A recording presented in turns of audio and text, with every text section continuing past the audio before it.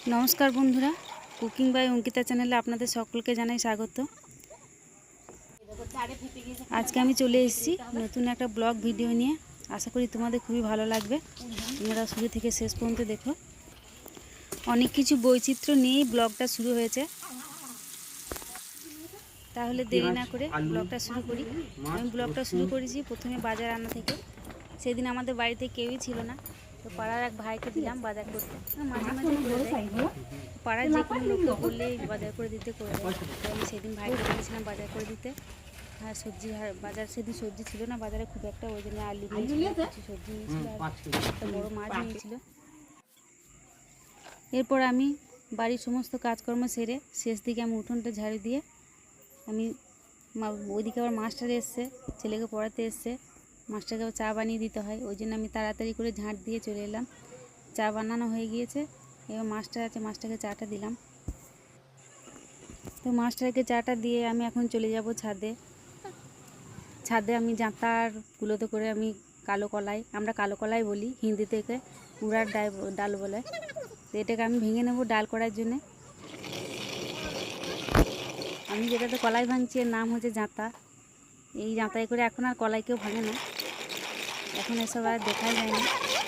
তো আমি জাঁতাতে করে কিছু কলাই ভেঙে আমি রোদে দেবো। আমার ভাঙা হয়ে গেল, আমার কিছুটা ভেঙে নিলাম আর কিছুটা রেখে দিলাম। মা বললো যে অল্প করে ডাল করার জন্য ভেঙে নাও আর কিছুটা রেখে দাও, আমাদের কলাই বই দেওয়া হবে। ওই জন্য আমি তাড়াতাড়ি করে অল্প কিছু ডাল ভেঙে নিলাম। ভেঙে নেওয়ার পরে আমি একটু খোসাটাকে উড়িয়ে নিলাম, পাশিয়ে নিলাম। এরপরে আমি কলাইয়ের মধ্যে একটু তেল মাখিয়ে দেবো, সরষের তেল। সরষের তেলটা দিলে খোসাটা খুব সুন্দর উঠে যায়, ওই জন্য সরষের তেল মাখিয়ে রোদে দিতে হয়। সারাদিন রোদে আমি রেখে দেবো। এখন যাব নিচে, এক মামিমা খুব ডাকছে, শাড়ি নিয়ে এসে দেবে।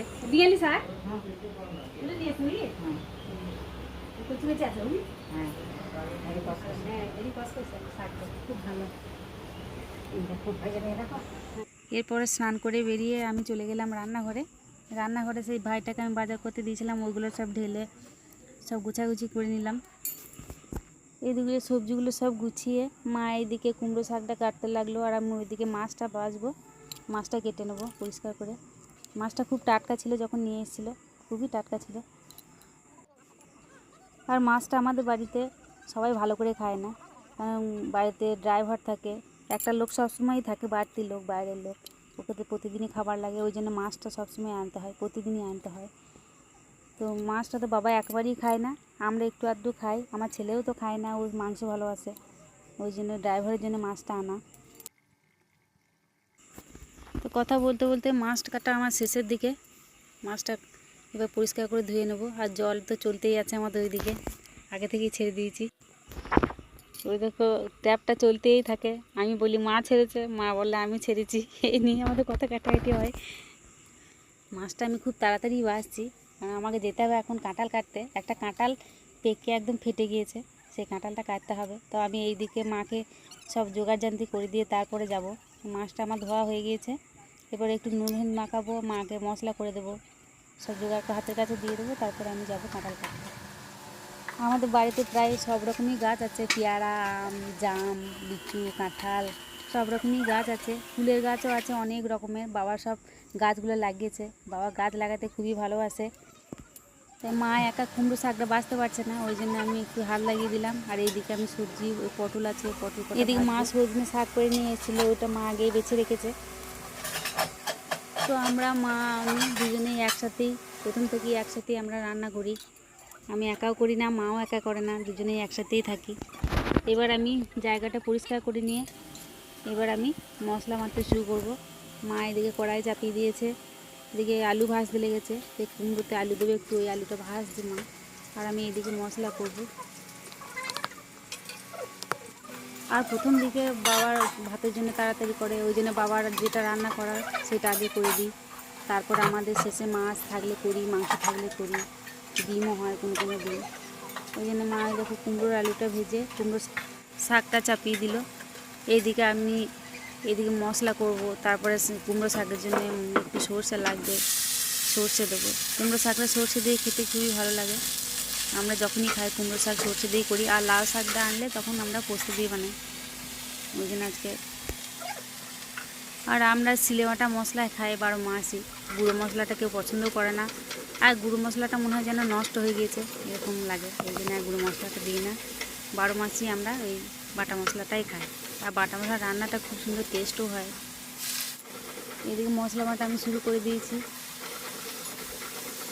আর মা ওইদিকে শাকটা চাপিয়ে দিল, আর ওইদিকে পিছনে এক মাইমা ছিল, ওই যে আমাদের মাঠটা রেখে দিই, ভাতের মাঠ যে ফ্যানটা থাকে ওইটা ওদের গরু আছে, গরুর জন্য জিজ্ঞেস করছিল কোথায় রেখেছো, ওই জন্য খুঁজে পাচ্ছিল না, দিয়ে মা আবার উঠে গেল।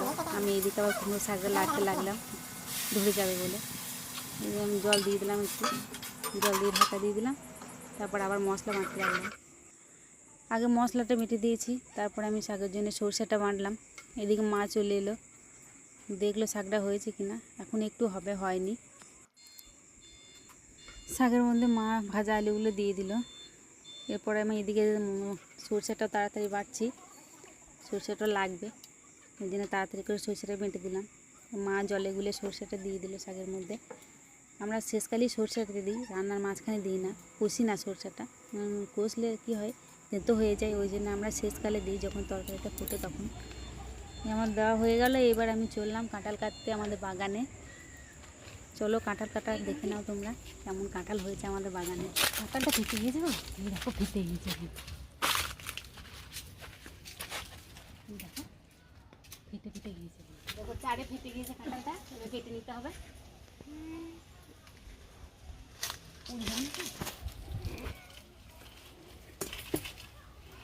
ভারী গো, এই দেখো কাঁঠালটা পেকে আমি, চলো বাড়ি নিয়ে যাই, ভারী।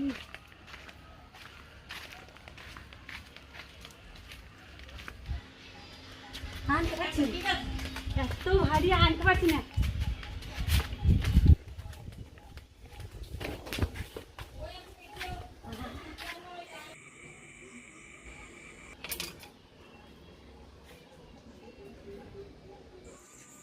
তো কাঁঠাল কাটার পর্ব শেষ করে আমি আবার চলে এলাম রান্নাঘরে। মা ওইটা শাকটা চাপিয়ে দিয়েছিল, ওইটা হয়ে গিয়েছে, ওই জন্য ওইটা আমি নামিয়ে নিলাম। আর মা ওইদিকে কুকারে বোধহয় একটু কাঁচা কলাই সেদ্ধ করতে দিয়েছিল, আমি যে ছাদে কলাই ভাঙছিলাম সেই কলাই, কাঁচা কলাই। এই গরমের দিনে কাঁচা কলাইয়ের ডালটা খুব ঠান্ডা জিনিস তো, খেতে খুবই ভালো লাগে, এই জন্য আমরা গরমের দিনে কাঁচা কলাইটা খাই। এই শাকটা হয়ে গেল। এদিন মা যে পটল ভেজে রেখেছিলো সেই কড়াইয়ে আমি মাছটা ভাজতে লাগলাম। মা ওইদিকে কুকারের ডালটা ইন্ডাকশানে দিল।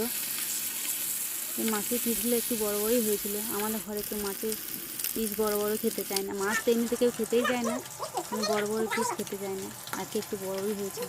আর মা এদিকে তরমুজ কাটতে লেগেছিল, তরমুজ নাকি এটা, হ্যাঁ তরমুজই কাটতে লেগেছিলো। গরমের সময় খেতেও ভালো লাগবে, আর দেখছি ঘেমে একদম কী হয়ে আছে, মুখ চোখ খুব গরম। এরপরে মাছটা ভেজে তুলে নিলাম, আর কটা পিস ছিল ওটা আমি দিয়ে দিলাম। এরপরে চলে আসছে জাম, জামে একটু নুন মাখিয়ে দিলাম, নুন মাখিয়ে জামটা খেতে খুবই সুন্দর লাগে, খুব ভালো লাগে, কষ্টটা কম লাগে।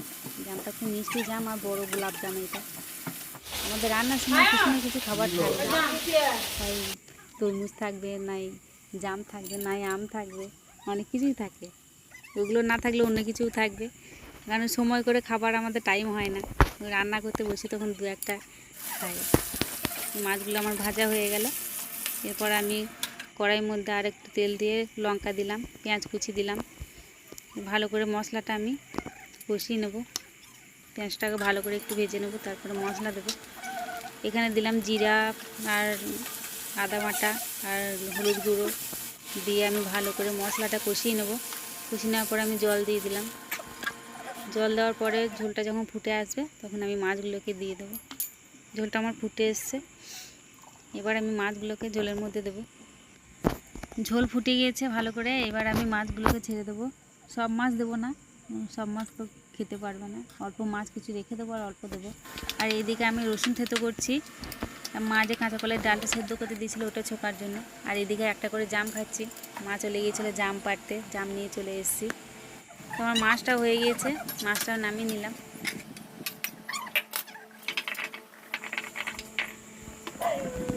আর এইদিকে মা যে কাঁচা কলাইটা সেদ্ধ করে রেখেছিল কুকারে, ওইটা আমি ঝুঁকবার জন্য কড়াই চাপিয়ে দিলাম। কড়াইয়ের মধ্যে তেল দিয়ে দিলাম, একটু রসুন কুচি, একটু তেজপাতা, একটু শুকনো লঙ্কা দিয়ে দিলাম, একটু পেঁয়াজও দিয়ে দিলাম।